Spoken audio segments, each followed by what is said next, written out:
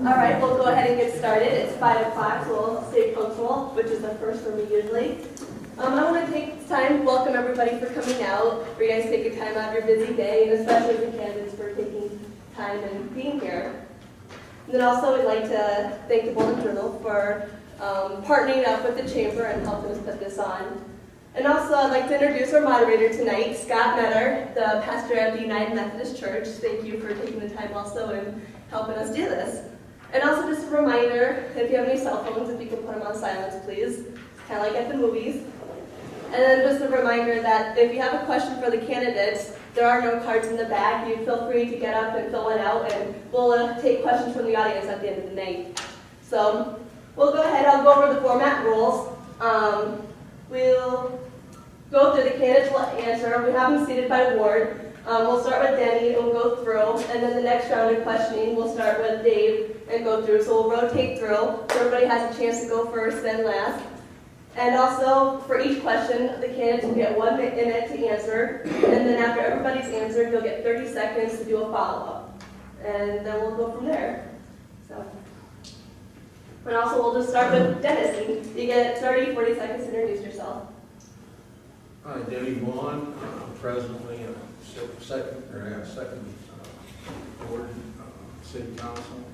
I lived here 68 years in the same house practically, and I'm here today to throw my hat back at the ring for city council at second ward. Thank you. My name is Dave Winger, a resident of the second ward, running for council in second ward. I was city employee for 13 years. Now I'm running my own businesses and throwing my head in the ring as well, hoping to represent the second ward citizens.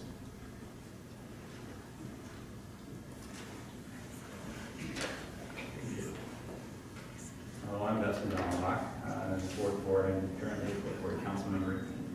Moved here 4 years ago. I've really enjoyed living here and trying to help the community grow the best I can. Work for the sheriff's department, so I still am in the area, but don't work for the city except for being on council. Trying to make sure things succeed for us and our future generations. Hi, I'm Deb Hammond, running for the fourth ward. I've lived in Independence all my life. And I'm running because I'd like to hear people's voices be heard and taken to the council. Thank you. My name is Bob Hill. I've lived in Independence since 1974, so in terms of Independence residents, that's still an interval to a degree, but been here a long time. Raised my family, 3 daughters, went through the school system. I taught for 4 years at the high school, worked 10 years in Waterloo for a law firm doing field investigation work, and now I've been at Watsonville Creamery for 27 years. As Human Resources Director. Originally and still I'm running for the City Council because I feel that people should give back to the community. We've had a lot of good experiences in the community and would like to continue to see other people be able to have those same experiences. I have been at large for 2 terms, 8 years, so I'm looking for my 3rd term here. Thank you. My name is Karen Connell, and I've lived here my whole life, within 10 miles of Independence. So I've seen a lot of changes over the years, and there's some things that I would like to have a chance to improve on. I'm not saying I've got all the answers, but I'd sure like to have a chance to be able to try out some of my ideas and my plans, and try to get a handle on the taxes and other things that are going on. I'll do the best I can.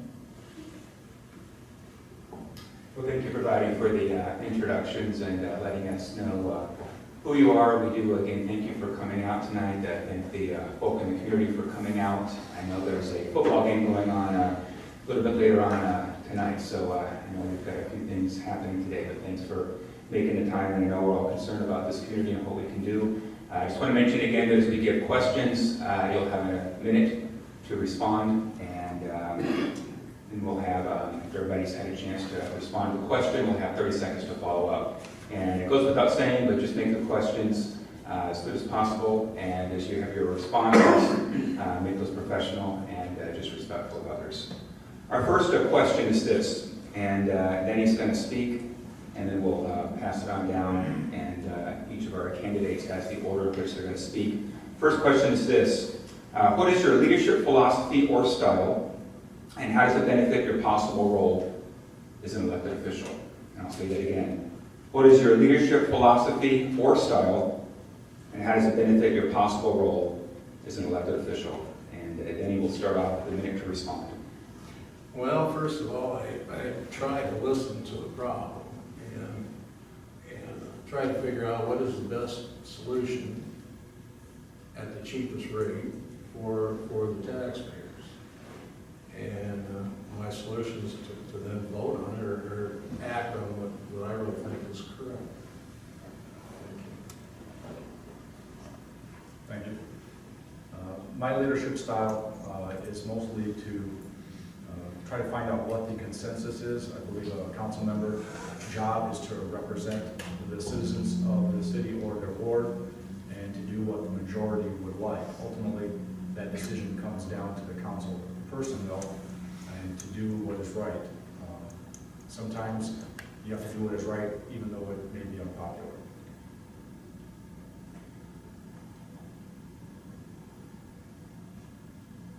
My leadership style, I would say, is listening to people in my ward in the city. Say my door is always open, they can give me a call, whatever they need to, and then go from there to try to find the best solution. Try to get as many solutions as possible, and then pick the best one for the city to try to get the best outcome. My leadership role will be to listen to the people, not only in my area, but anyone that would call, and to try to get all sides of what we'd be voting on and vote for the best for Town of Independence.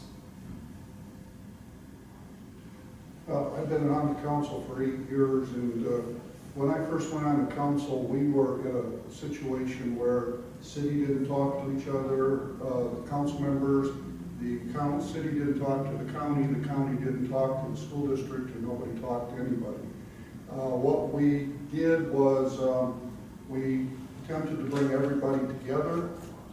We had meetings with the joint meetings with the school board, the county board of supervisors, city council, and we actually got to know each other. We got to know that no one had two heads and a pitchfork, that we all have our agenda, but we did come up with working together, and that's the biggest thing. When you're on the city council, you can come in with an agenda, but you have to be able to cooperate. I think you see in Washington where you have the problems when people don't talk to each other just because they don't agree on one idea. My philosophy is that if you don't have it, don't spend it. But behind that, plan ahead. Have a plan. Look at the whole picture. Figure it all out. Don't just decide that one little thing here, one little thing here is going to work. You got to look at the whole picture. You got to look at the whole city of Independence and come together with a plan over a several period of years. It's not, you can't do that in a short time. But take a look at everything. Come together with a plan. And anyone that has an issue that wants to call me in the whole city of Independence, I will research it to the best of my ability and get an answer back to you. I'm not going to tell you something I don't know. I'll tell you if I don't know it. But I think that we need to plan our strategy with the whole city, the whole operation, everything. Thank you. Thank you. As you pass the mic down, I'll just mention that Alyssa's going to be putting up time cards on occasion, just to let you know how much time's left. And at this time, each of you have 30 seconds for a follow-up. Maybe there's something that you wanted to say, you didn't get to say if there's a time to say it, or maybe you heard something that was said and makes you think of something else to put out there. So 30 seconds to follow up. The only thing I've got to add to that is Karen mentioned research, and I think that's probably the main thing, research. I know a lot of times we'll get told a bunch of stories there in the council, and I do a lot of research the next day. Sometimes that's a little too late, but it's the only time I have to do it. And a lot of times this stuff you're told is not true. A lot of times.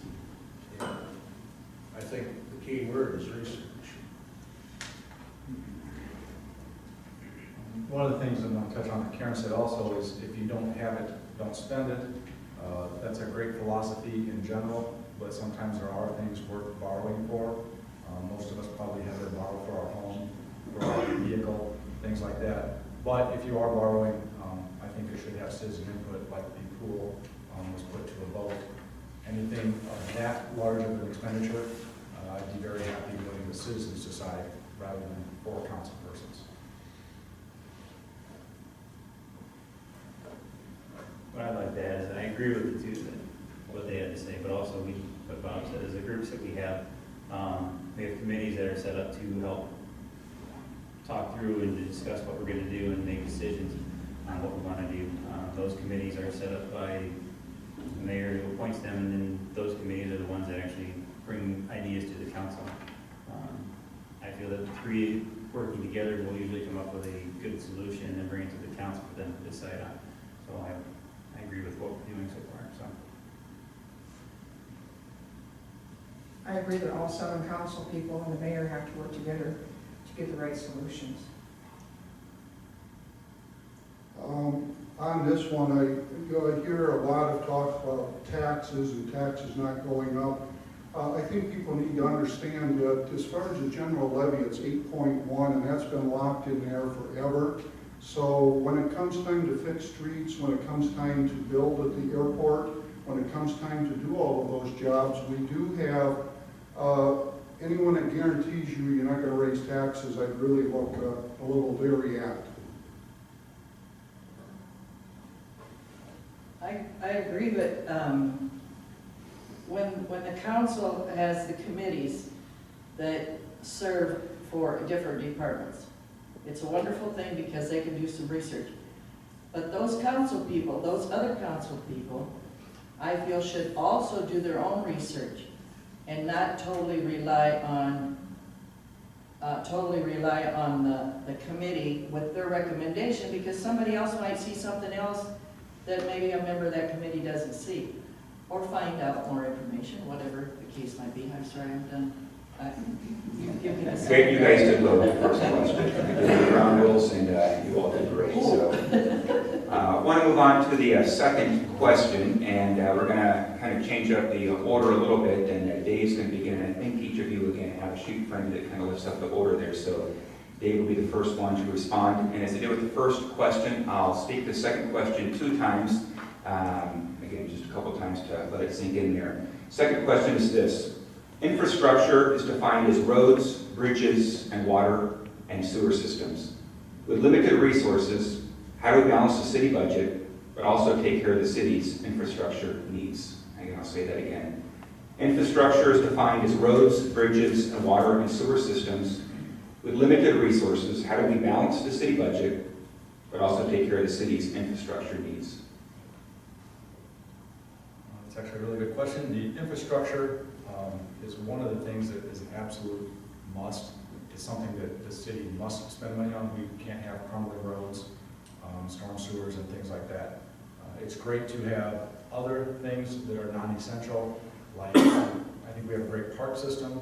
I think we have an outstanding library, but all of those unfortunately do come secondary to the things that the city absolutely must do as far as roadways, bridges, sidewalks, and things like that.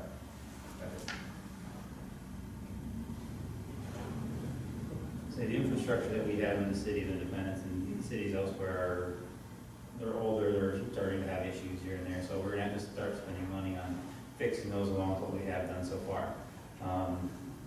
Best thing I can see is the things that are necessary that we have to do right away, we have to do. And then as future goes on, we start putting more money aside for projects that are to come that we know are going to come. Not everything's going to last forever, so we're going to have to fix them eventually. So start saving, start putting stuff away for them. Like I said, the ones that aren't necessary right now, we need to start working on. That way, later on, when we have to fix those problems down the road, we have some money to go back on. I think we need to budget X amount of dollars for the roads and for the sewer problems that we have, and work on so many every year, and not let everything get run down and then decide it needs to be done.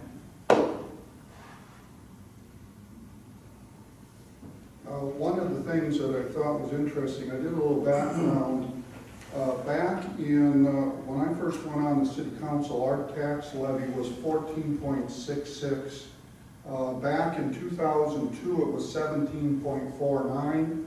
As of 2005, it was 17.315.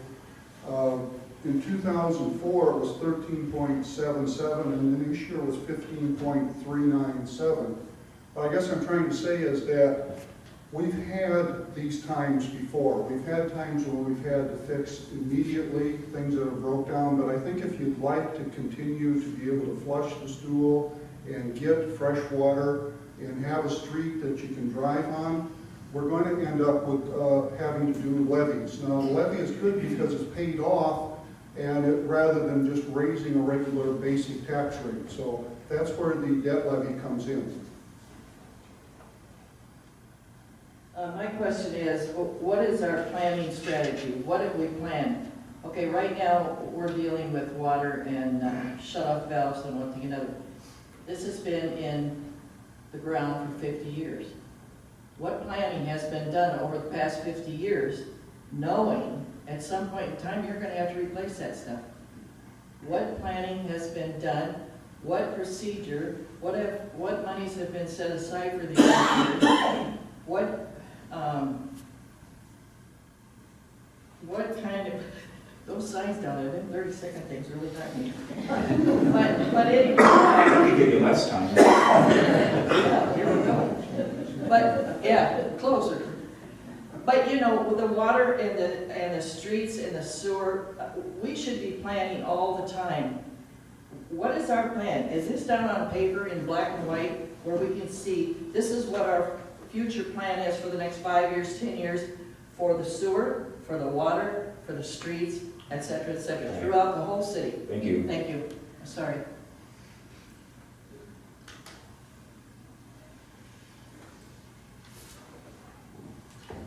Yeah, I think the everyday running of the city, the employees and one thing or another, there isn't much we can do about that. It costs the same last week, this week, and next week's probably going to cost about the same amount of money. But our former city councils refused to put a lot of money in the infrastructure for 15, 20 years. 15 for sure, I think it's closer to 18 now. We've been talking about it for 3. So now we went ahead and we done a lot of roads, and I think they turned out really nice. They really did. But we've done too many roads. And that's maybe not according to what needed to be done, but it was just left go so long that they needed to be done. We was talking here not too long ago, had we done 5 blocks every year for the 15 years, that'd done 75 blocks. We'd have been way ahead of the curve, and we would have never even noticed that little bit of increase in our expenditures. What I'd like to see done is just do absolutely nothing. Time's up. They'll have a chance to speak a bit more with their response. Again, we want follow-ups at this time, so 30 seconds. Yeah, start with Dave, just the order we had. I'm not sure your last sentence was complete, but doing absolutely nothing concerns me. It concerns me if I live on a street that is in disrepair, that I'm bending my rim on and has potholes. Some things need to be fixed. Just paying the bills continually doesn't fix the leaky roof. Sometimes you gotta do a tear off and replace.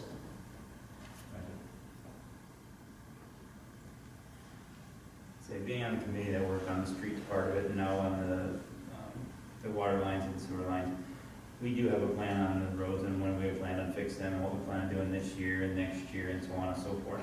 The way we did spend this last year was based on what we were told what the levy rate was going to be at. So that's why we did as many projects as we did. If If we knew that it was gonna be different, we would have done as many, or maybe taken some out and moved them back a couple of years or so. But we still do have, for streets as of right now, and I'm sure we'll get to the water lines and sewer lines eventually. I think we just need to move forward and do what we can do each year and try to keep the taxes at the same price and not raise them and do with what funds we have. I go back to the fact that our general tax levy is 8.1. We have spent that, if you're going to use that for roads, streets, sewers, you're going to have to start cutting the police department, library, parks and rec. That money is there. Part of the levy went up this year because we tried to free up a little bit of general budget by putting employee benefits. We could add a levy for that to free up some general levy money. But I disagree that I've sat through 7 different budget processes, and every year the bottom line was don't spend any money, so don't fix it. Thanks, Bob. I think if you plan ahead of what you're gonna do, how much money you've got to do it with, and go from there. Then, something that comes up that it's an emergency, but plan ahead of what you're gonna do. We'll let Vinny give the final word here. Oh, I did? Well, Dave was right about one thing, I didn't get to finish the sentence. But I said we should do nothing, I meant for like 2 years, and let a little money accumulate. And then start in with maybe a small program of maybe 5 blocks a year, or 6 blocks a year. And I think that would be a much more responsible program. All right, thank you. Our third question, and we're going to start off with Dustin. He'll be the first one to respond to this, and then we'll continue to go down the line. And again, 1 minute to answer the question, and then a 30-second follow-up after that. Our third question is this. After reading in the Bulletin Journal that many candidates want to cut taxes, what specific, and we're putting specific in capital letters, items in the budget do you want to cut? What items would you bring to the table to lower taxes? And again, I'll read that again. After reading in the Bulletin Journal that many candidates want to cut taxes, what specific items of the budget do you want to cut? What ideas would you bring to the table to lower taxes? I don't believe I put in there that I want to really lower the taxes on things. I mean, taxes are there for a reason. We have to use them to pay for stuff that we do in the city. I can agree with that. Yes, we would need to budget better. Now we need to start more funding so that we can put it aside for later projects down the years. But our taxes are there to pay for the stuff that we have and the stuff that we need. So we just need to start working on saving for projects that we have to come. I would say not to cut just one thing, but to look at the whole budget and maybe make small cuts in everything, so everybody gets a piece of that, not have just one group. We've done that over the years. We have cut out dump trucks for the street department. We have not bought squad cars for the police department. We have done that in the past. There comes a point where you can only squeeze so much blood out of a turnip. And at this point, I go back to, again, our general levy. 22% goes to administration, 15% to public safety, 22% to street and transportation, 23% to sewer and garbage, 11% goes to utilities, and 7% to libraries and parks. 7% of our 8.1 is going to library and parks. If you want the community to grow, people come, they want a swimming pool, they want a nice library, they want a nice parks department. That's only 11% of the budget. So we're going to have to look at using TIF, which people don't like. We're going to have to look at using debt levy, those kinds of things. Thanks, Bob. I think if we get ourselves together and plan we've got so much money to work with. Don't cut the essential services such as the fire and the police and those different areas. Those essential services, we're not going to just smack them real hard, but do this planning on these projects. Just because there's some money sitting somewhere, if you got extra money, how about putting it onto the debt and taking care of the debt instead of you know, we've had debt forever, and maybe it's just something you're supposed to have, but I believe you got to, your own home, your own household, if you have a debt, you gotta pay it. You can't just let it go and just hope it'll disappear, which I know the city is paying this debt. I know that's being done, but can't we pay more and be just a little bit more, do more planning where we know what we're gonna do and go that way? There's another 5 seconds, I Yeah, 5 seconds for later on, yeah. Get Denny and Dave here then. What was the question? I never really thought we should cut anything to the budget, just pay more attention and be more responsible with our spending.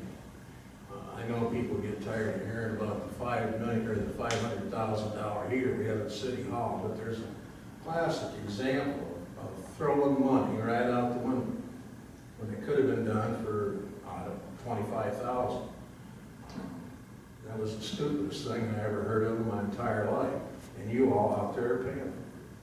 So these idiotic programs that they come up with, and they're pretty well known. I mean, common sense would tell you $500,000 for a furnace is a lot of money. And these are the types of things, I know you can't legislate common sense. I know that, but we need more people, I guess, that have common sense.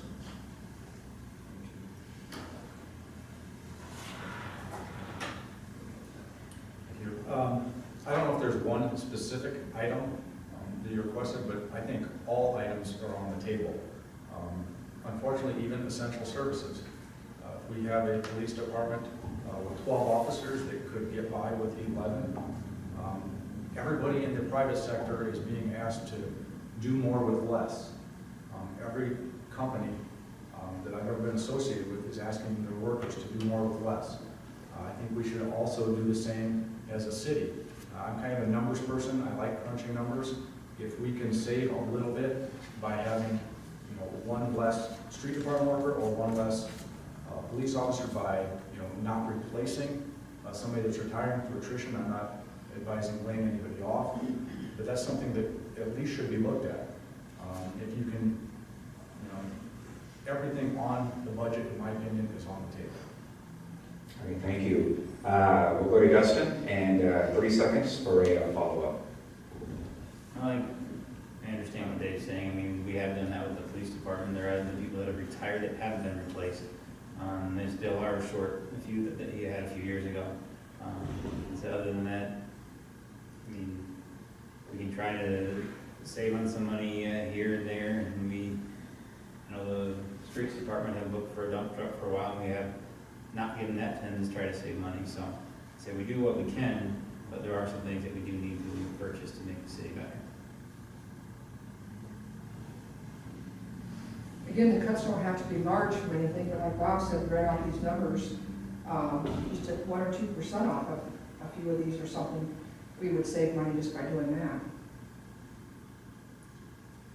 I'm going to try to keep my 30 seconds here, or whatever I get, but this heating and cooling system at City Hall, people understand we put in more than a furnace. We put in a zone. We can use every square inch of City Hall. Citizens have voted down over and over they don't want to build a new City Hall. So we put in a system that is energy efficient. We got a $115,000 grant from the state of Iowa.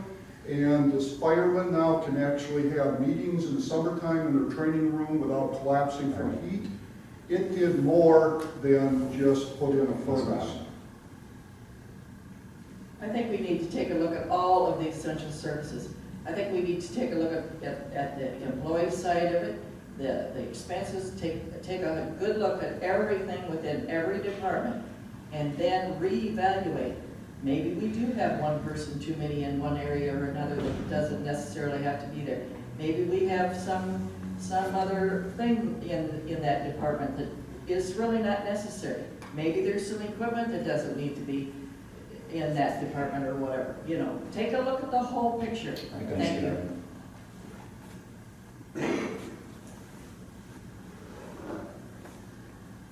30 seconds.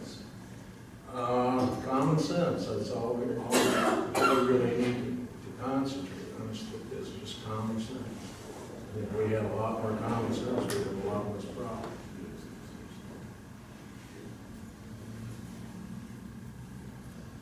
I have nothing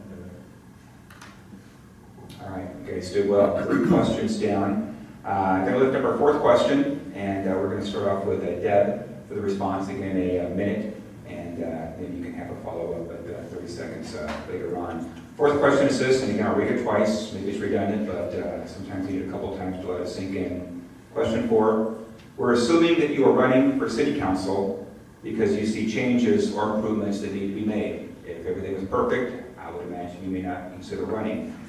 What are those changes? You're going to say that again. We're assuming that you're running for city council because you see changes or improvements that need to be made. What are some of those changes? A minute. Changes I'd like to see is listen to more people's opinions of things. I've sat in council meetings and they haven't, don't seem to have the whole picture there, and they think they've got to vote on it right away when some things can be tabled and more discussion. Instead of spending money, figure out if that really needs to be spent first. I think we have had some changes at City Hall. When I first went on City Council, the City Council sat there and the city manager and mayor brought in whatever they wanted. The City Council voted yes. Some of them didn't even open their packets.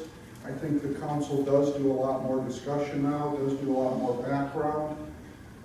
We do need, again, to do that 5 and 10-year planning, and we're doing that. We had a work session here in, I believe it was December, where we did come up with a plan. We're working toward that. Oh, you have a minute?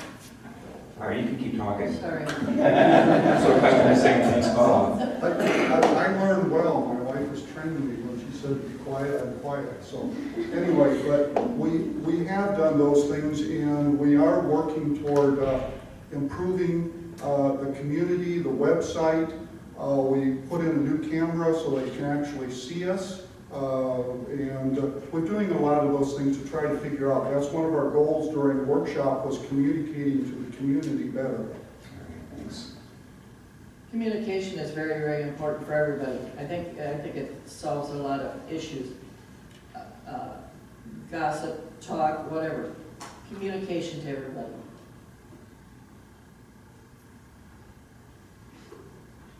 Danny, David, Dustin.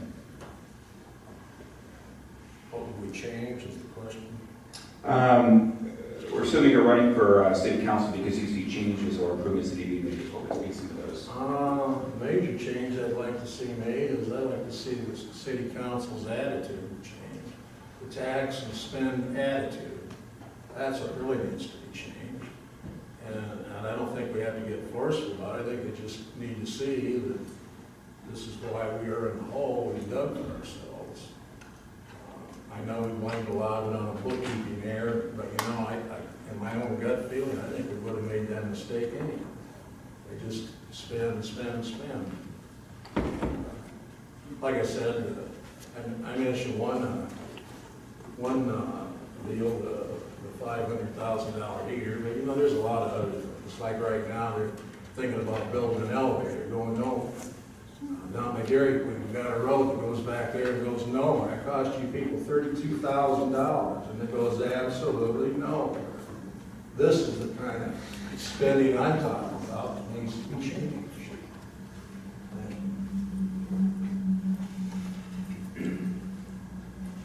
Thank you. Certainly, fiscal responsibility is important. The old saying goes that it's easy to spend other people's money, and that's essentially what any government entity is doing. It's important to realize that every dollar the city council spends is a tax dollar it took from one of its citizens. However, there are some things worth spending money on. Like I said, parks bring people and retain people. Libraries bring people and retain people. I think those are important expenditures, but you need to be fiscally responsible while doing that as well. Other things I think that are very important is transparency, and they've certainly taken steps to make the council more transparency as far as better video quality of the meetings, things like that.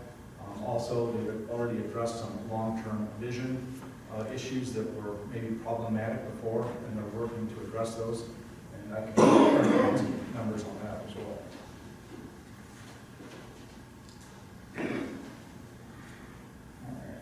Change. I say when I first started, yeah, I heard rumors of not having communication between the council members and the public. And as we go, an elevator, yes, it has been discussed, but that was also discussed as part of the police department being added to where City Hall is now. It was discussed, it never actually went nowhere except for through there. There are things that do need to be discussed out in public. I mean, they do need to be open.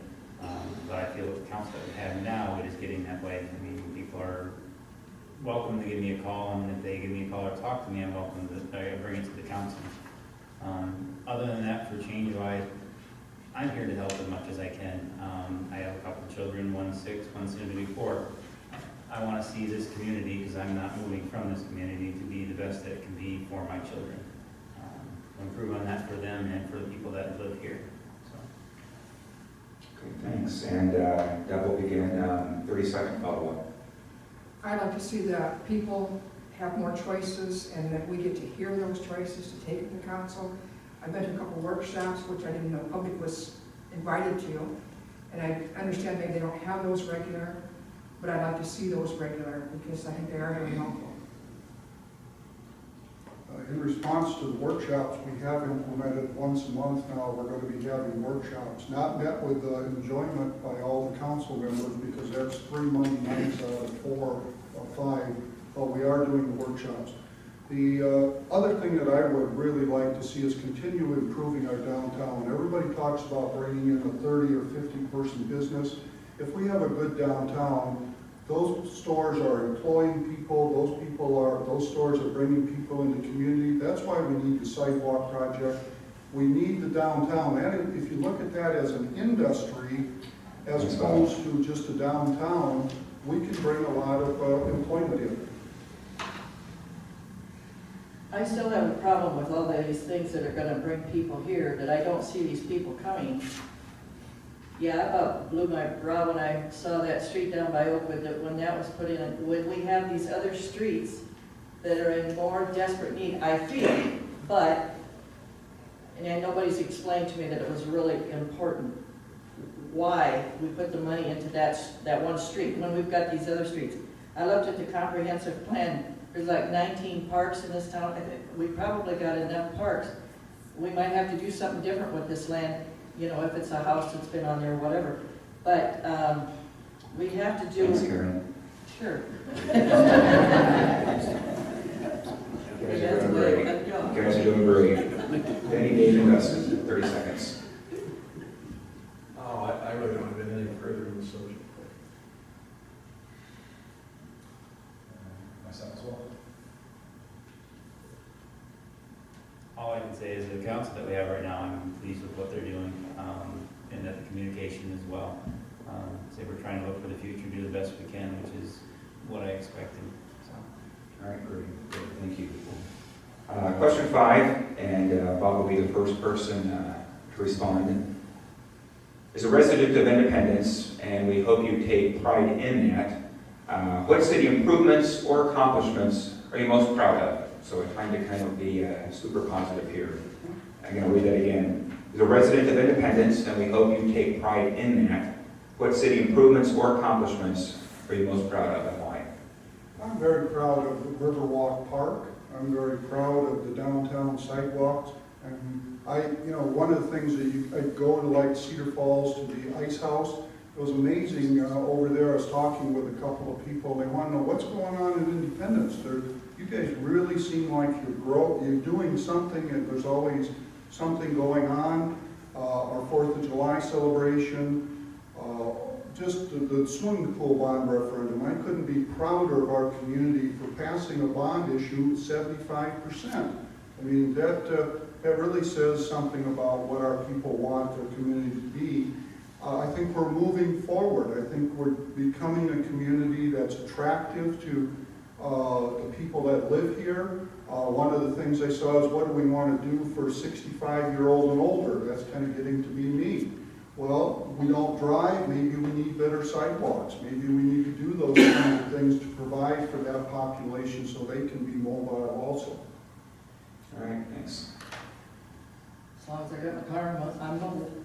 Anyway, my greatest thing was when we did the airport development. I'm just so excited that I was a part of being able to bring in to this city $17 million, 95% funded through the aviation fund, which is, that money comes from the pilots that use airports throughout the whole nation. And we were able to get $17 million here in Independence as a grant, federal money. It was not paid back. And we got parallel taxiway, runway, buildings, water out to the airport, a blacktop road fencing, instrument approaches, and to be on a first-name basis with the gentleman that is chairman of the 4 region airports which is Kansas, Nebraska, Iowa, and Missouri. But I don't think the airport is being used enough to attract industry. I don't think it's visible enough out there. You think? He's always cutting me off. I know. All right, get it to Danny here. Yes, I'm also proud of the parks we have, the beautiful parks here in this town. I think this committee does a real good job there. Also, I'm really proud of our airport out there, like Karen said, and it's really unfortunate we haven't tweaked it enough where we got some industrial use out of it. We do get some industrial use out of it, but it's a far cry from what it should be. I guess that's about it. Thank you.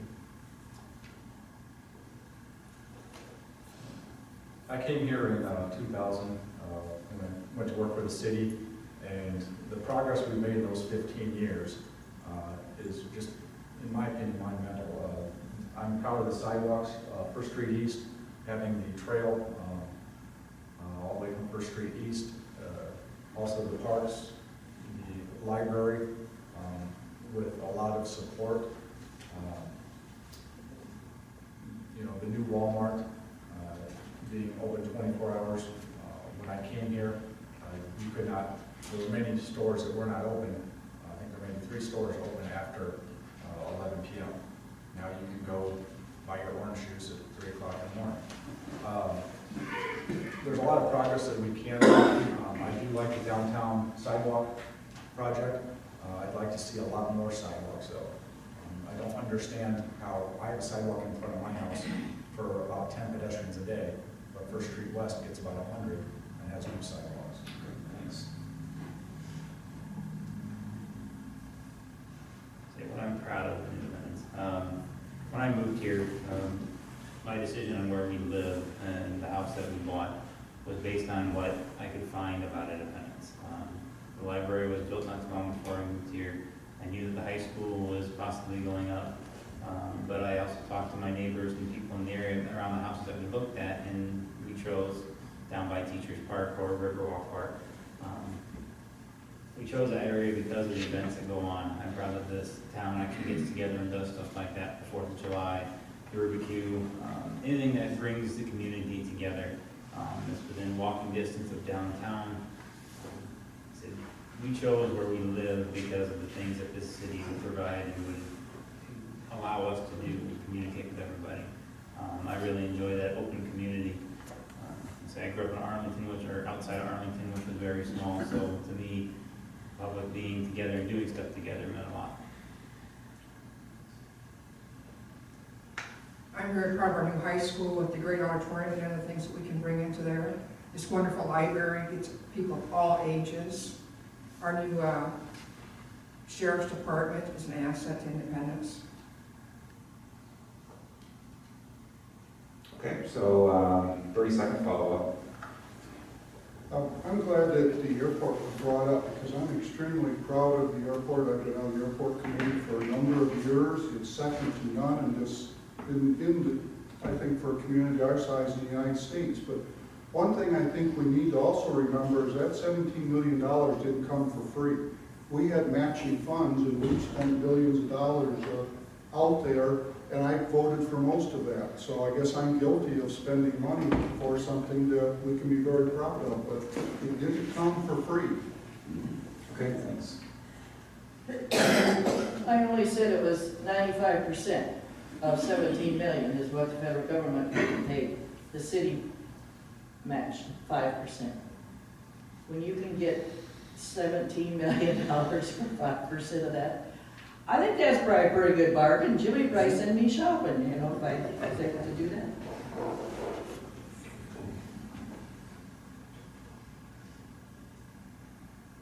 So Daniel started out with this group, 30 seconds.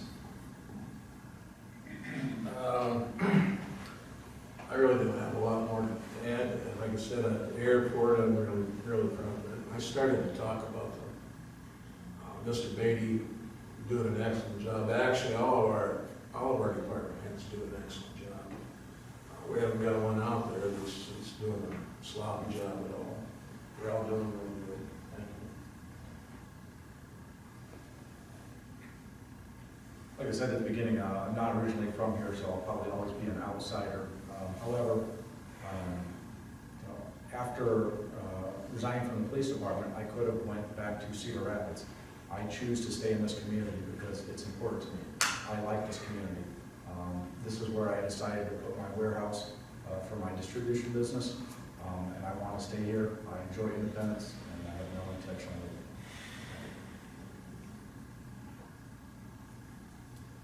Dan touched on most of everything that I wanted to, but like I said, the airport was brought up. Said they did do a great job out there. It's hard to believe we have such an airport for such a community that we have.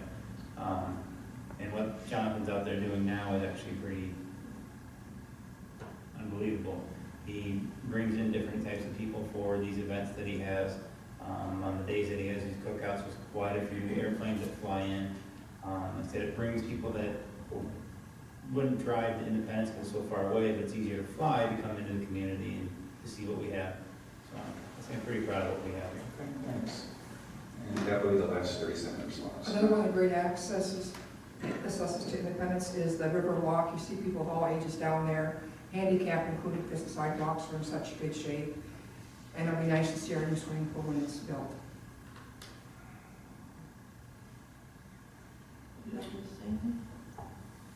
I'm the old one here on the panel, so I get to say that I can remember back when we would had about 4 grocery stores and 2 or 3 clothing stores, shoe stores, jewelry stores, all that.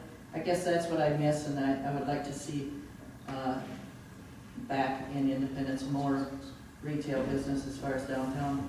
Okay, thanks. On to question 6, and I will speak. Speak twice, as I've been doing here. Question 6 is this, and we're going to start off with Karen. So you'll be the first one to respond in a minute. What are the top 3 priorities in serving independence? And you might just focus on the word serving. What are your top 3 priorities in serving independence?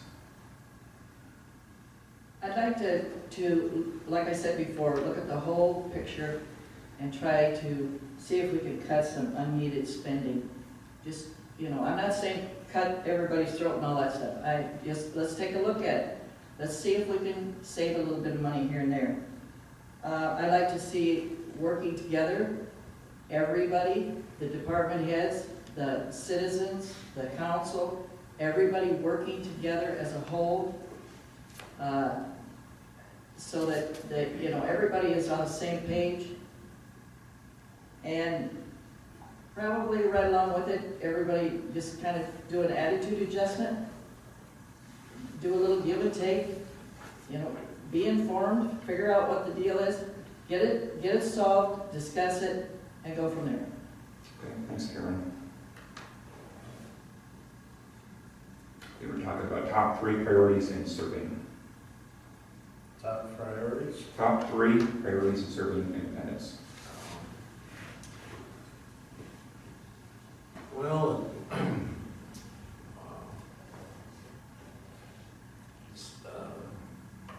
top priorities. Top 3 priorities in serving. You can do it. You can do it. I can do it. I'm pretty proud of it. I'm pretty proud of the fact that we're having these meetings that Bob talked about once a month. I think they're very beneficial. Top priority would be to change our attitude. Like I said that so many times, maybe it'll catch on. I I think certain, or changing our attitude, our tax and spend attitude.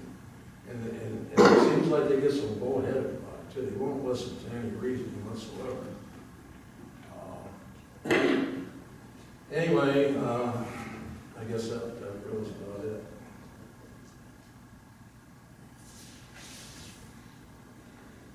My top 3 priorities would be, number 1, probably echoing what a lot of people are saying, is to be a better steward of the money of the citizens of Independence. To make sure that each dollar being spent is being spent as wisely as possible.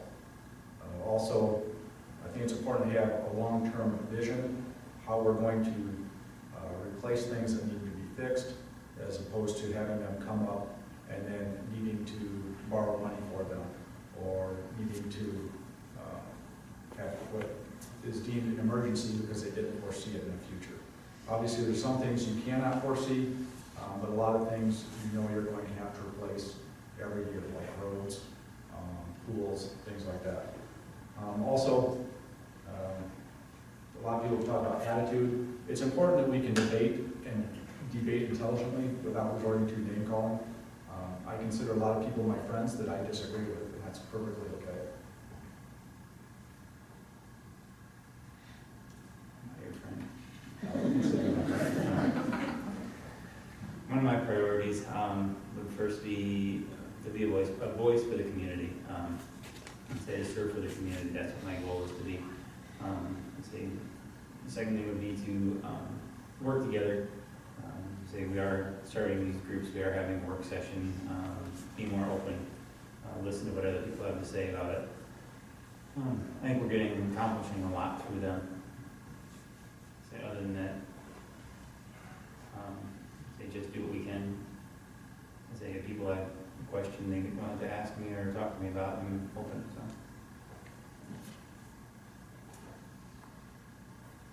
Number 1, I'd say, would be listening to the public.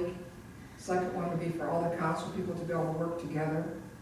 And third one would be to really get the budget tight. I guess I'm going to take a little different approach on this. I've got some thoughts on what we need to do with the city to streamline it. We've already done that with some of our departments. We had, at one time, we had one department with a supervisor and one employee. That's been done away with. I would like to see us take a serious look at our form of government in terms of, and I'm sorry, Mayor, but I've already talked with you about this. I believe we have 7 council members, and I don't think we need a mayor. I've seen a lot of conflict over the mayor not having some authority that they used to. I'd like to really have us take a look at doing 7-member council and electing 1 council member as the manager for a year or 2. That saves some money. I would like to make sure we get our swimming pool project finished. And I guess I have more ideas than I need more time to give them. We'll have a follow-up. Carol, get us going again. 30-second follow-up. Well, there's a lot to look at, and I don't know. I don't know what. I don't agree with cutting the mayor. I don't think the mayor gets paid that much anyway. When you put somebody in a position that's on the council, then goes in as the mayor's position for a year or 2, I don't know if that would be. But I'm open to anything. I don't know anything about it.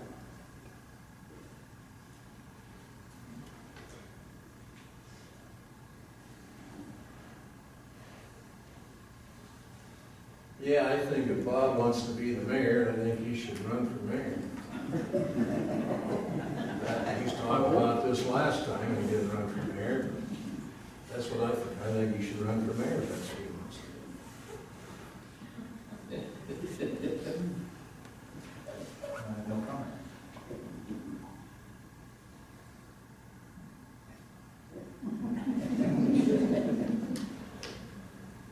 Well, I don't know what to say about that. Anyway, I'm going to do a spin-off of Bob and Denny are saying. I kind of agree with what Bob has to say. I mean, yes, the council members are elected by the city, people of the city.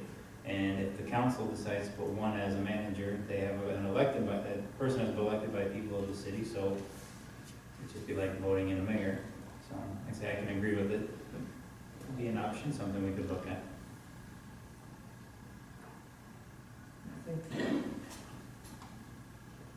And I have no plans of running for mayor, Danny. I do appreciate you volunteering to be my campaign manager, but at this point, I'm under consideration.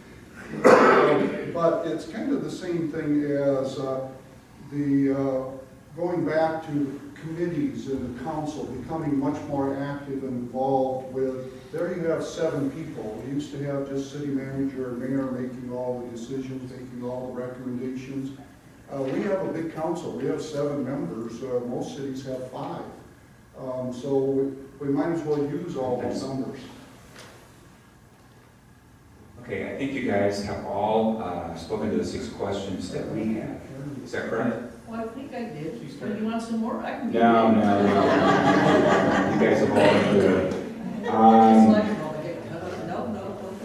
Time's been good. We're going to do a couple more here, and then we've got some questions that have come from the audience. If you want to pass the mic to Denny, we'll kind of start this again, same rhythm, same routine. Again, a minute to answer the question, 30 seconds to follow up. And again, time's good, so we're going to keep moving to these questions here.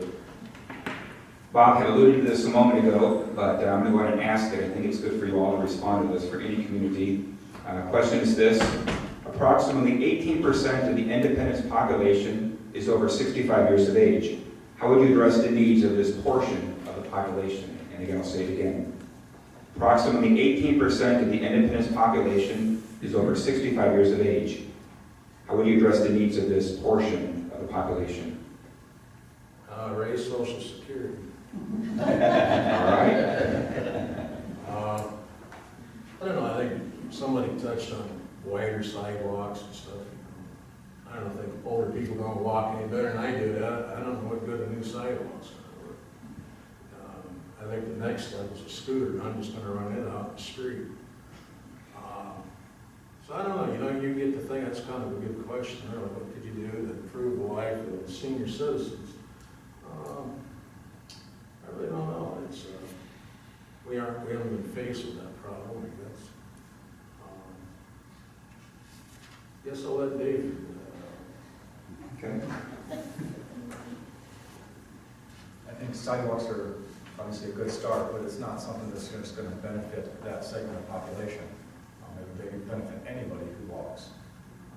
It just confuses me that some residences have sidewalks in front of them, and then the next one doesn't, and then the next one does. I've never understood why that is exactly, but one thing we do have, and not necessarily having to change it, but we have a first-rate hospital care center in Buchanan County Health Center.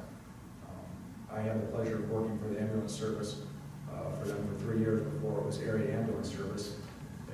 When you do call the area ambulance service or do get care out there, for a community our size, I think you're getting excellent care compared to the communities in the area of our size. I think we have an outstanding hospital and staff.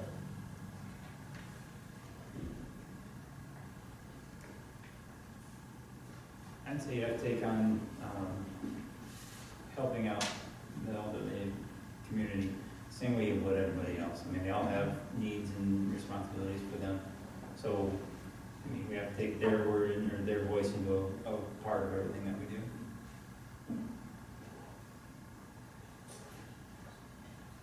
Sidewalks are a big issue for the elderly. I've seen them use those hover-rounds, and they have a hard time getting on those sidewalks, but it sounds like the city's got a plan when they're redoing the curbs and stuff to redo the ends of those for people to get on them easier with hover-rounds, walkers, canes, or whatever. That's a good plan. I think we need to address housing. How do we keep them in their homes? We've had some programs already with rehabbing homes for people that are living, continuing to live in their houses. We need to work on handicapped accessible, and one of the first things that we have to do is make City Hall handicapped accessible. I don't think we should be like the federal government and put in rules and then make the post office so you have to knock on call them on your cell phone to get your mail because you can't get in it. I agree with Dave on the hospital, the clinics, the dialysis unit. I remember being in a dentist's office a couple of years ago, and a lady was told she had to go to Waterloo to get some specialist work done, and she literally started crying. I don't know where to drive in Waterloo. So that means we need to also have local shopping because individuals don't want to go to Waterloo, don't want to go to Cedar Rapids. The senior center, the River's Edge, we have activities there. Those kinds of things, people want to be in the community and stay here to do things. The number one thing that has to be done for the elderly people and the senior centers, senior citizens, and I am one, is to lower the taxes. People are having a hard time paying their bills, paying their medications, the taxes. It just adds up to be way more than they can budget. It's too hard for them. They can't stay in their homes. So you might as well try to get them to stay in their homes, because if they've got these other bills, along with taxes, they can't stay there. They've got to do something different. Rental facilities for seniors would be a good idea. We do have an excellent hospital, excellent facility. Thank you. Paige, you get 30 seconds to anything if you want to. Yeah, I do think lower the taxes, or at least freezing the taxes. I've heard of this happening in some other communities, where when you reach a certain age, your taxes are froze from that point on. Maybe this is something we could look into, and obviously it would be pretty beneficial.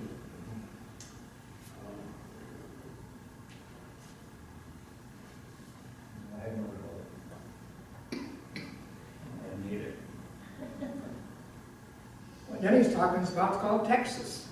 In Texas, you don't pay taxes, increases after a certain age. That's what we need in Iowa. If the elderly are not going to pay taxes, then we have to have the younger people come into the community to pay the taxes. Somebody's got to pay the bill. So what do people want to move to the community? And so I think those are things we have to have that fine balance. It is very hard. I understand. My taxes went up, and I'm 2 years probably away from retirement, and I understand that. But I also understand that when I don't work anymore, I'm going to need somebody living here in Independence that does work. And how do we get those people here, Mr. Dean? Seniors have been paying taxes for years. They've been paying and paying. What I'm talking about is lowering taxes, or, like I said before, look at the whole picture. Do better planning of our spending. Get a cap on that and try to. And if we could cut just a little bit here and there, and it might be a savings to 10 people. Half of our seniors. It's necessary. We need to do better planning. Okay, thanks. Next question, and we'll go with Dave first here. A little longer question, so take it in here and I'll read it twice. What are the biggest advantages local industries have for operating their business in Independence? What can the city do to maintain and improve those advantages for retaining and attracting new business in Independence? And I'll read that again. What are the biggest advantages local industries have for operating their businesses in Independence? What can the city do to maintain and improve those advantages for retaining and attracting new business in Independence? Again, get a minute and start out with Dave.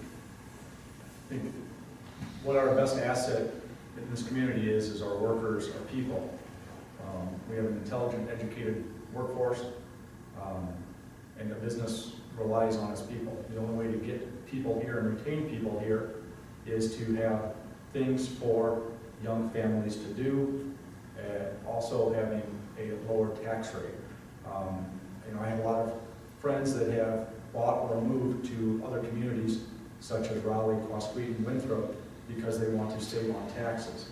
So it's important that we keep the taxes low, but it's also important that we maintain facilities to keep and attract young families, young workers, because like somebody said earlier, They are the ones that are going to be paying the taxes for the people who are retired and who are on fixed incomes. It's important to keep people here and keep those jobs for those businesses.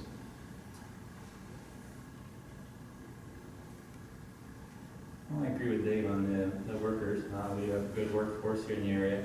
Also another benefit to us is Highway 20, Highway 150, between Waterloo and Dubuque. The businesses that we have here, people drive to, or people from the community come or work at. I'd like to see more businesses come into the community, maybe offer a tax break for the ones for a few years for an incentive to come to the community. Like I said, we're kind of centrally located in Northeast Iowa, and it helps out for communities and for businesses that want to start in this area. We've got a lot of great qualities in Independence to attract people for business. I don't know exactly what it takes to get people into Independence to do that, so that's where a group of people at the council to talk about things like that would help. This is kind of a question dear to my heart because, as I said, I've worked at Wapsie Valley for 27 years. And one of the problems is I hear people, we want to recruit new businesses. We need new businesses. We got to have new businesses. We got an empty building south of town because we recruited a business, and when things got tough, they went to the corporate office back in Minnesota. One of the things we're very fortunate in this community is we do have businesses like Gators, Bachman's. We have employers in the community. If you bring in a 500-person business, you're going to scavenge every employer that's already here, and that business may very well close. We saw that with Tyson's once before. We have tried to bring people in. We put together a program through Intercog where they got 25% off on their homes, and you notice down in the old edition how many new homes are down there. Many of them were because of young families that could afford housing.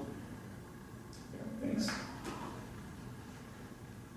We have an excellent rail system, highway system, and we have the airport. The airport used to bring in a lot of traffic for a lot of industry and a lot of businesses. The empty building that is, I think you're talking in the industrial park in the south. I was out there the other day, and there's all kinds of activity going on in that building, so I don't know what all is there, or who is there. But anyway, the one thing with our workers that I understand through some of the industries that I visited with was the rental housing part, that we don't offer a great deal of rental housing. Some of these individuals that come out of college and have the knowledge for that job, sure, they've got a college debt to pay. They can't just come in here and buy a house, no matter what the cost is, because they've got this other debt. So there is a need for rental for employees that are here. Thank you. Thanks.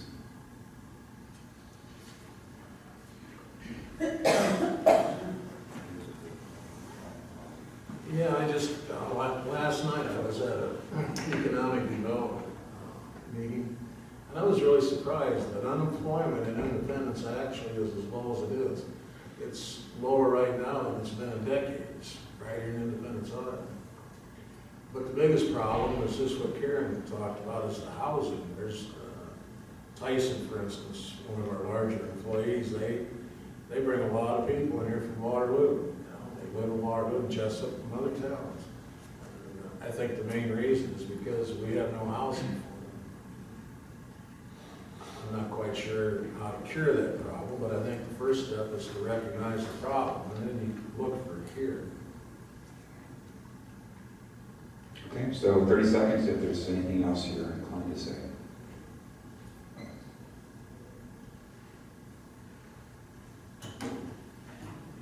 Well, as for rentals, I mean, if somebody would actually build a rental complex in the area, that's a business. And then you also have places where people live that want to come work for businesses.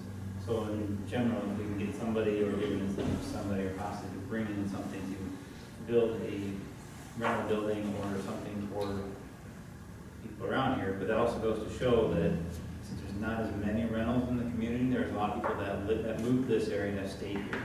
So their houses aren't for rent because they're actually occupying them. So our community, I believe, is growing. I believe. Thanks. Thanks.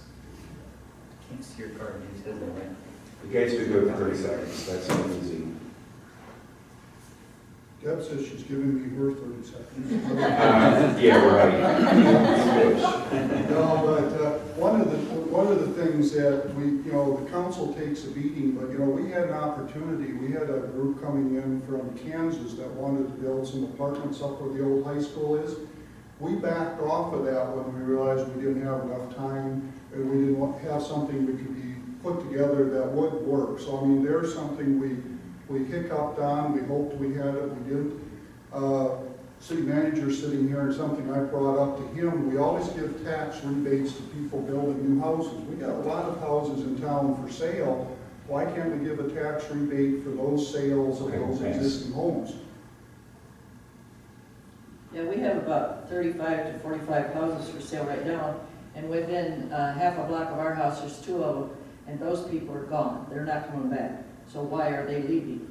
Also, you want to know who all is here and who all is working here? Go drive around some of these industry parking lots and see what the license plates say. They're from several counties. So why are they having to drive to come here? Why don't we? We're missing something here, guys. We're missing something. Okay.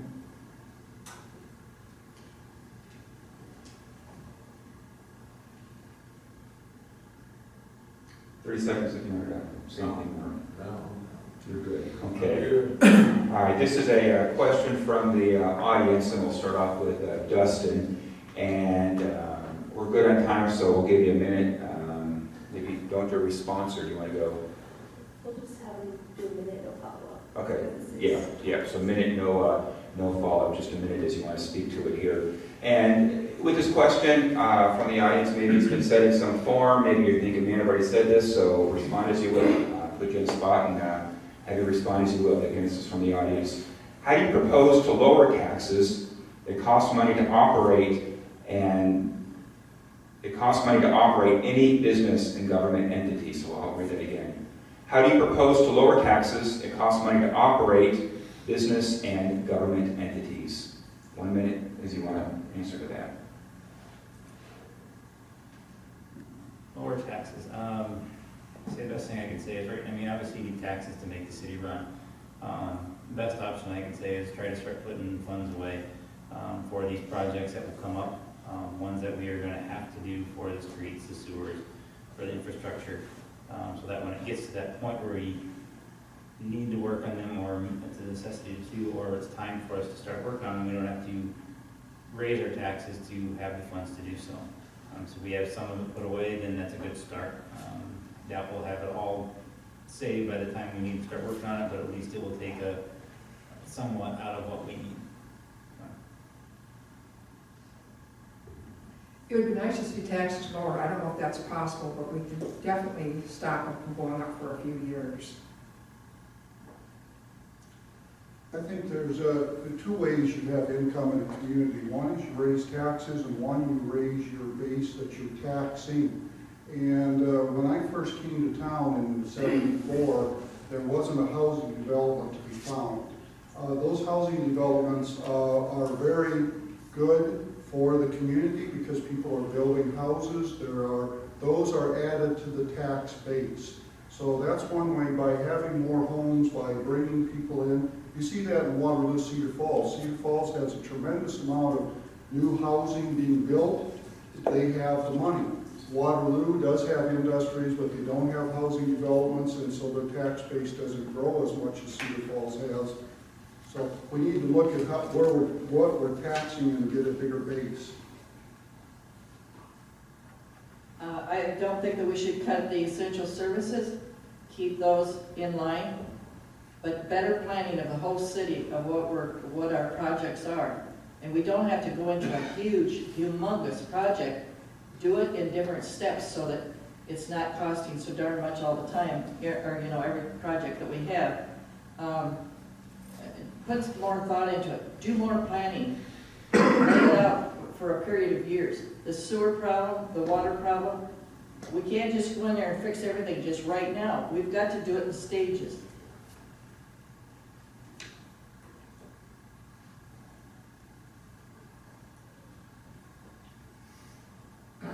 Yeah, I'm not sure that taxes can be cut a lot either, but if you cut them a little bit, that'd help. But the city spends money in two different fashions, paying the rent, so to speak. In other words, their every monthly bills, their wages and one thing. We're not gonna be able to do anything about that significantly. It's other things, it's the little trivial things, like the bridge on Sixth Avenue down there, for instance. That was another crazy thing to spend money on, I thought. But that was my opinion. I guess the bottom line is we need to be a lot more wiser in how we spend our money. The extra, not the money that we're spending for wages, but the money that we're spending extra. You know, the extra little projects that they dream up and come up with. I think some of these guys sat around all night dreaming up these projects. We didn't even know something was broken. Next thing you know, you got 20 minutes to make $1 million decision. You know, it's just crazy. Dave? Thank you. The only way to reduce taxes is to take a close look at all the expenditures. Like Bob said, a city is like a business or like a household. The only way to get your spending in order is to reduce spending or increase your income, or in this case, revenue. And the only way to do that is to grow by bringing in new business, by bringing in new residential home construction. The area off of 6th Avenue Southwest, I think, is outstanding, continues to grow. Possible other avenues are annexing existing things outside the city limits to increase the revenue to the city, therefore reducing taxes to all the citizens as well.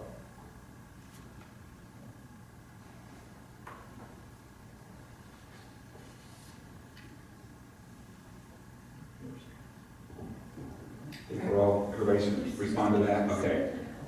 Can I respond? All right, I'm going to give one final question here, and then we're going to have time for closing remarks, and we're going to start with Deb. And again, you get a minute for this final question here.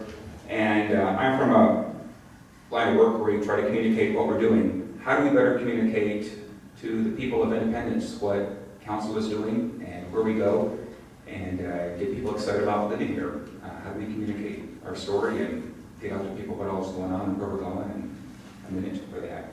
I think make available our phone number so they can call and ask us questions so we can get the answers to them. Encourage people to come to council meetings, workshops, anything we can do for the public.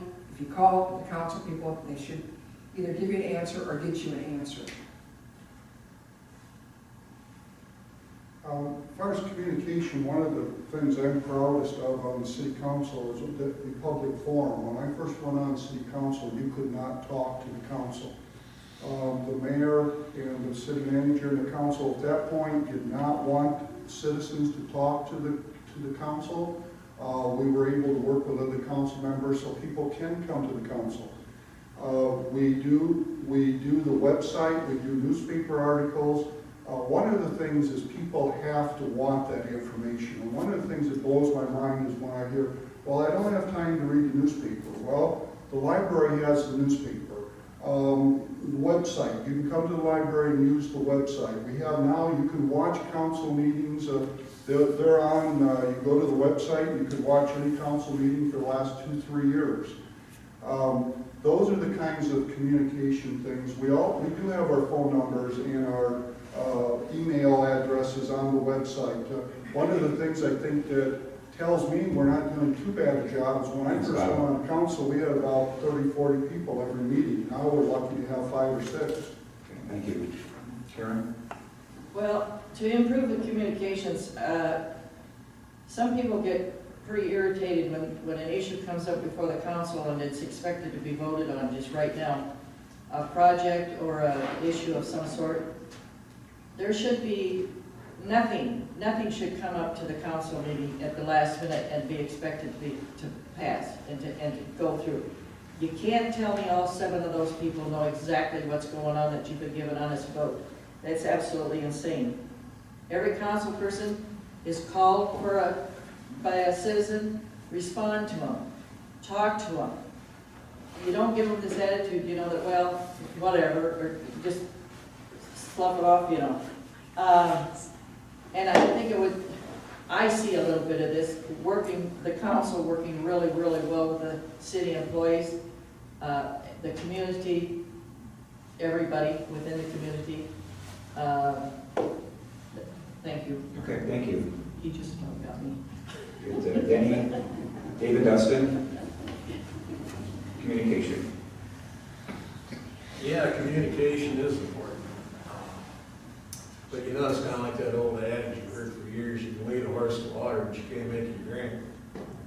I don't know what you do to excite the people to get the information. We can't hand deliver the information. There's been numerous ways, the websites and one thing and another, it's all there. All they have to do is access it. And anybody that doesn't have that much time just isn't that interested. I don't know what we have to do to get people that interested, but there might be something. We just absolutely don't spend our time researching that. But, I don't know how you do it. I really don't know how you get people interested. That really seems to me would be the key. One way to possibly get people interested, I don't consider myself young by any means, but especially in the younger generation, through social media. I know the library, the police department have active Facebook accounts.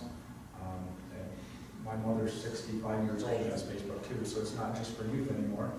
But you can communicate what you're doing through other avenues than just the paper or the website. There's social media, and then just being out and about in the community, talking to your citizenry when you're out to dinner, lunch, to the movies, wherever. You're obviously only going to get a few people in that manner, but communication is important as well as transparency, so you know what the others are thinking. Nobody lives on an island. You should evaluate other people's opinions and thoughts and take that into account with every vote. Since I started on the council, we've changed quite a few things. The cameras inside the council area, they had to be updated. A lot of times they wouldn't work, or they weren't projecting correctly, or you could see the TV, but you couldn't hear any volume to it. I see we have different cameras set up for there. Website, something that we just have now changed, got a new website going. I was on a committee that started that process. It's supposed to be able to be, I know it's better than what the one we had before. A lot of stuff was added into it, which also brings all the different groups of the city together, the Parks and Rec, the library, the city. Our phone numbers, our email addresses are on the website. You can contact us, you can call us. I had letters sent to my house that I've responded to. I'm open for anything, so communication, I believe, is in the process, and I believe it's going in a better direction. Okay, thank you. And with that response on communication, I'll just lift up that if you had a question here that we were not able to speak to, seek out these candidates. I think they've all said that they're going to make themselves available, and maybe you've got a particular issue with a particular person, by all means, seek them out, talk to them. I believe a one-on-one communication is always the best, so please do that if something you wanted to say and that did not get said tonight. With that, I want to thank, we're going to have closing remarks in a moment. I want to thank our candidates for speaking here tonight. We tried to make our questions professional and respectful, and I think you all did a very nice job of making your responses professional and respectful, and that says a lot for all of you. I do want to give you an opportunity for closing remarks, and that's 45 seconds. So 45 seconds to say whatever is on your mind. It's kind of a final round, kind of, I guess, lift up a reason why people should vote for you. And Dustin, you've got the mic, so go ahead and rock and roll. 45 seconds. I'd like to say, I've only lived here for 4 years. The 4 years I've been here, I am happy to say that this is where I live and this is where I don't plan on ever moving. My wife and my kids would love being here. Trying to make the community the best I can for my generation, generation to come, and the generation that is still here. I said, no matter what happens out of this, I say I'm still going to live in Independence. I'm not going to move. I'm happy to call this my home. I said I've moved around probably 18 different times in the 33 years I've been alive, and I am done. So, said I hope to be reelected again for the city council. I do the best I can for our community. Thanks again, 45 seconds, thanks. I appreciate the votes for the fourth ward, but the most important thing is that everybody tries to get out and vote. So I hope this is televised so people know it's election November 3rd, 12 to 8. Get out and vote. Thank you. I agree with Deb. Everybody needs to get out and vote. That really then tells what the council, what people want, who's elected. Also, I'm very happy to see 6 people here, 2 people. It's great to have contested elections. I just was watching the news at noon, and some town down in southeastern Iowa doesn't have anybody running. They're going to do write-ins, and they said, well, what if the person turns down the write-in? They said, well, maybe we'll have a special election, but I'm not sure where they're going to come from. So anyway, thank you very much. I appreciate the 8 years I've been on city council. I hope you vote for me for another 4, but if you don't, thank you for the past 8 years. Thanks, Bob. Thank you. I want to thank the library and the VJ and Reverend Meter for hosting this for us. And we have a lot of great facilities. We're doing good, but I would like to see more industry come to Independence. Industry brings jobs, jobs bring people that are buying groceries, cars, gas, paying taxes, whatever. I also, just a last minute comment on, sometimes I've heard that the council meetings get to drug on and get to talking, just a little bit more discussion that could be handled at maybe in a committee meeting rather than at the council meetings, and so they're kind of boring, so they don't want to listen to them. That's just a matter of opinion. I would appreciate your vote. I will do everything I possibly can for anyone in the city of Independence. I will research things. I will go after Thank you. Oh, thank you. That's your last time. No, you guys have all done super. Well done, super.